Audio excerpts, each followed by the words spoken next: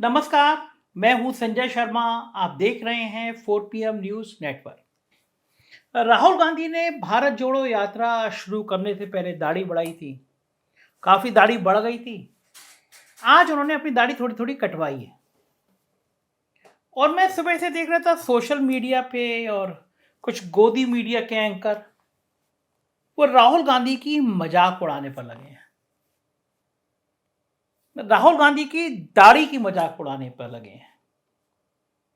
और ये वो लोग हैं, पत्रकारों की ये वो जमात है जब देश के प्रधानमंत्री नरेंद्र मोदी जी बंगाल के चुनाव को ध्यान में रखकर रविन्द्रनाथ टैगोर जैसी लंबी दाढ़ी बढ़ाती हैं और बंगाल के रिजल्ट आने के बाद भारतीय जनता पार्टी की करारी हार के बाद दाढ़ी कटा देते हैं।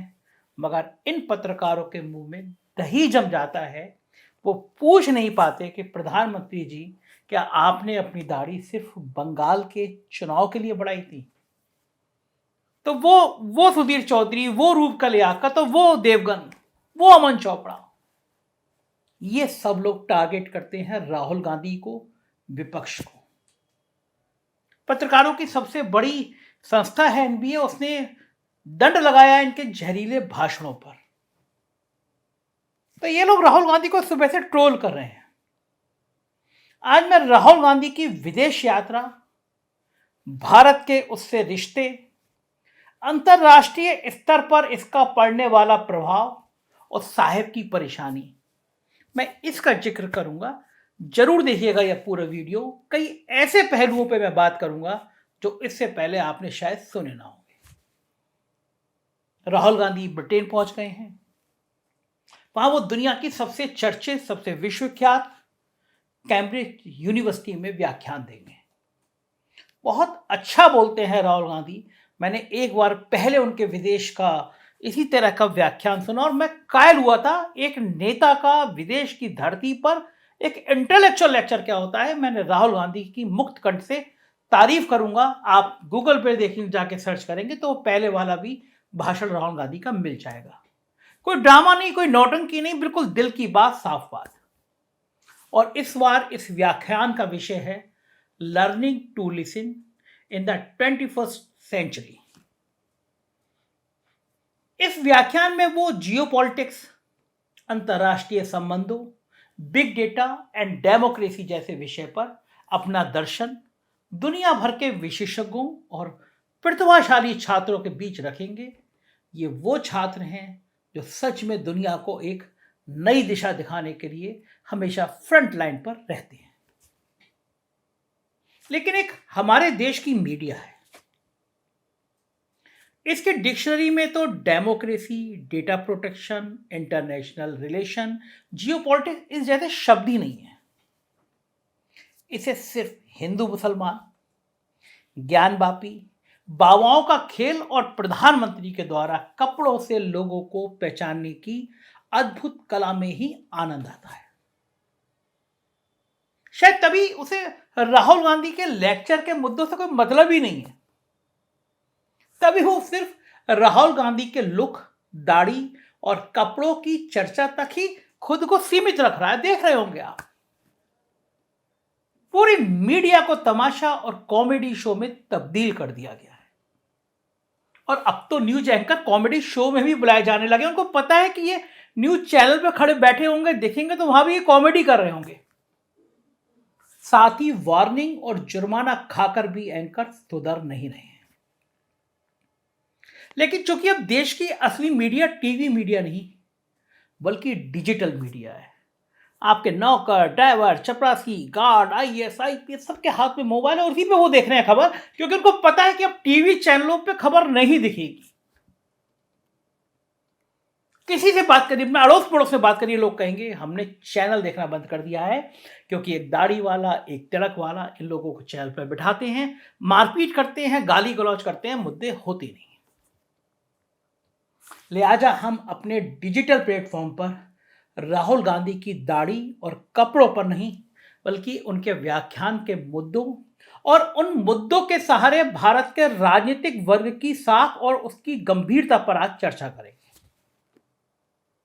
हमारे देश के राष्ट्रीय नेतृत्व की अंतर्राष्ट्रीय प्रतिष्ठा से जुड़े 3 किस्से आज मैं आपके सामने रखता हूं। इतिहास के पन्नों से ये किस्से सामने निकाल के लाया हूं।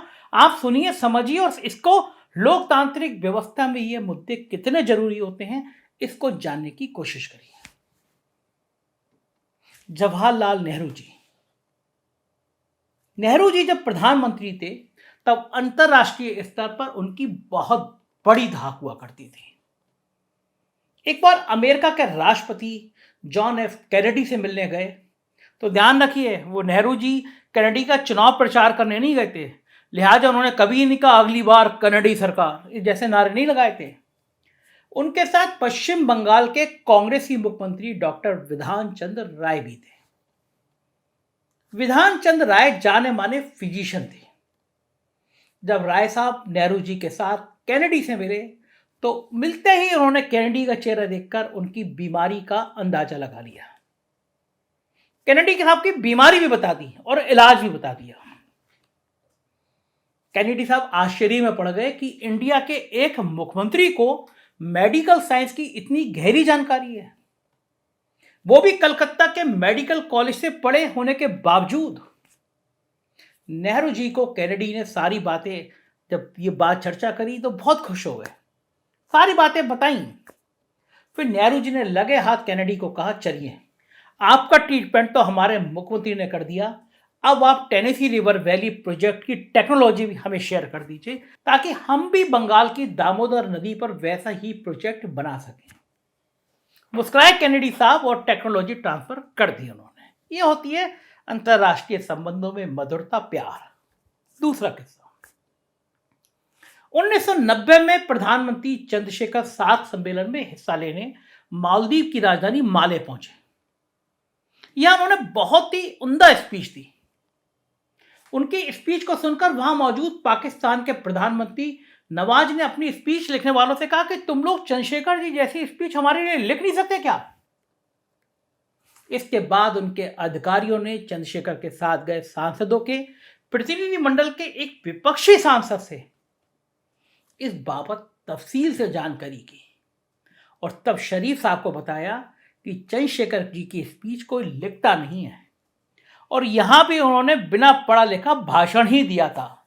दिमाग में, जहन में लोकतंत्र को जीने वाले नेता थे।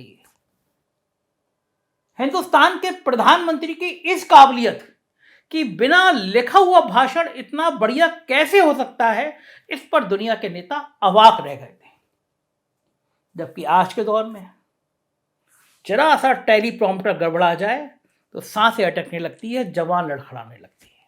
तीसरा किस्सा, 1993 में जेनेवा में एक अंतरराष्ट्रीय सम्मेलन हो रहा था।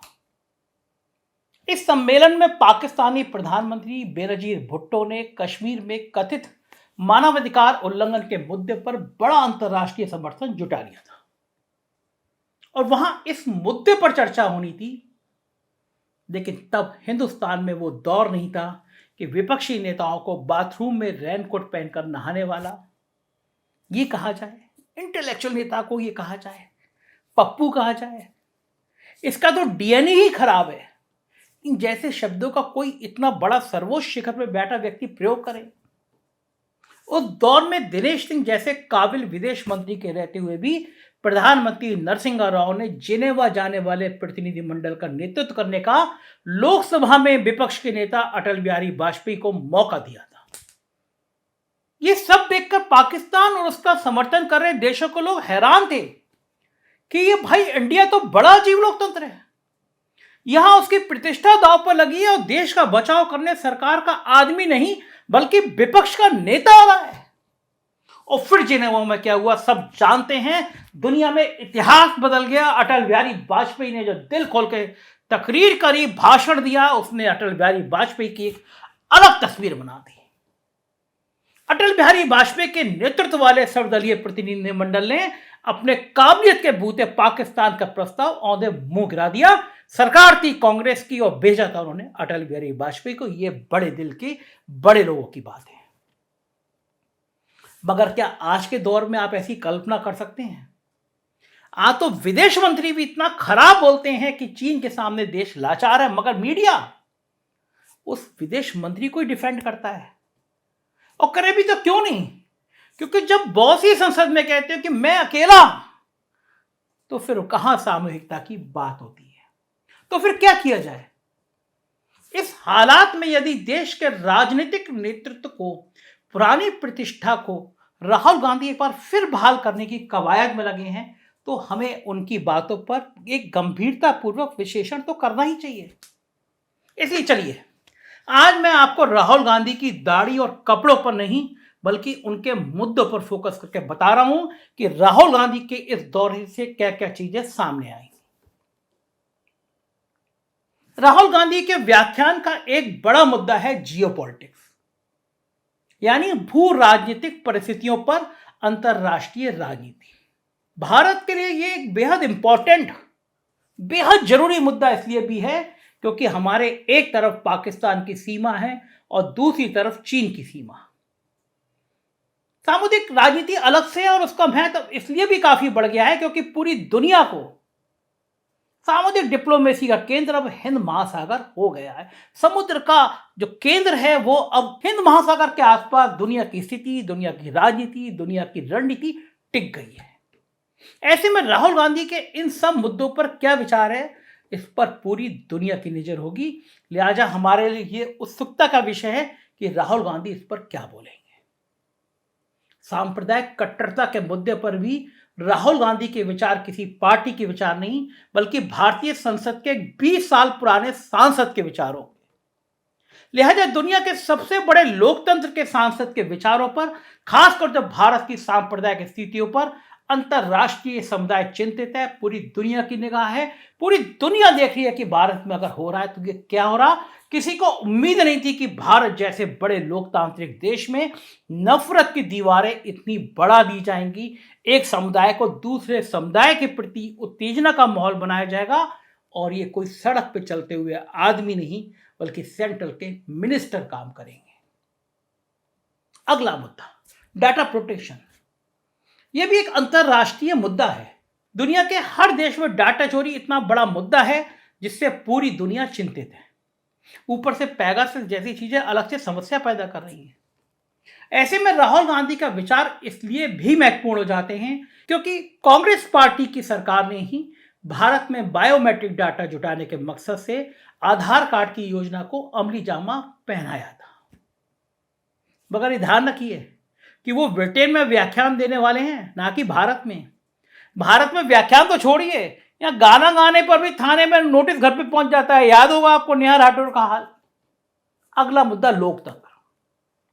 लोकतंत्र के मुद्दे पर भी राहुल गांधी अपनी बात रखेंगे। खासकर उनकी बात तब ज्यादा महत्वपूर्ण हो जाती है जब वो 3,500 किलोमीटर की पैदल यात्रा करके देश के आम आदमी से सीधा संवाद करके एक समृद्ध अनुभव से लैस है। तो देखते हैं कि राहुल गांधी ब्रिटेन में भारत के नेतृत्व के स्तर की गौरवशाली परंपरा को कायम रख पाते हैं या नहीं। इतना जरूर है, जो कुछ भी वो बोलेंगे यदि पूरी साफगोई से बोलेंगे तो गोदी मीडिया समेत ट्रोल आर्मी को मिर्ची लगेगी, क्योंकि सत्य कड़वा होता है। आजाद हिंदुस्तान के दौर में जयप्रकाश नारायण सत्य बोलते हुए जब सड़क पर निकल पड़े थे तो उन्हें जेल में पहुंचा दिया गया। उस दौर में उन पर धर्मवीर भारती ने झलक खुदा का मूल बादशाह का एक ऐसी ऐतिहासिक कविता लिख डाली थी, लेकिन इमरजेंसी के दौर में इतना जरूर था कि किसी ने धर्म भारती को कविता लिखने के लिए पुलिस का नोटिस नहीं थमाया था, जैसा इस दौर में हो रहा है। उम्मीद है कि राहुल गांधी की स्पीच के बाद जब हम जैसे पत्रकार उनकी स्पीच की मीमांसा करेंगे तो हमें भी नोटिस नहीं थमाया जाएगा। देखना यह है कि राहुल गांधी आखिर बोलते हैं तो क्या बोलते हैं, निगाह रखेंगे हम लोग और इस पर बातचीत करते रहेंगे। आप देखते रहिएगा 4 PM। कुछ राज्यों की खबर देखना है तो कुछ राज्यों में हमारे चैनल अलग हैं, जैसे यूपी की 4 PM यूपी, बिहार के लिए 4 PM बिहार, गुजरात के लिए 4 PM गुजरात और कर्नाटक के लिए 4 PM कर्नाटक। आपसे रिक्वेस्ट है कि इन चैनलों को भी सब्सक्राइब करिए। आप अगर हमें प्यार करते हैं तो दोस्तों से कहिए कम से कम ये वो चैनल है जो गोदी मीडिया नहीं है, दिल से बोलता है, सच बोलता है, साफ साफ बोलता है। शुक्रिया आपके प्यार के लिए। Thank you.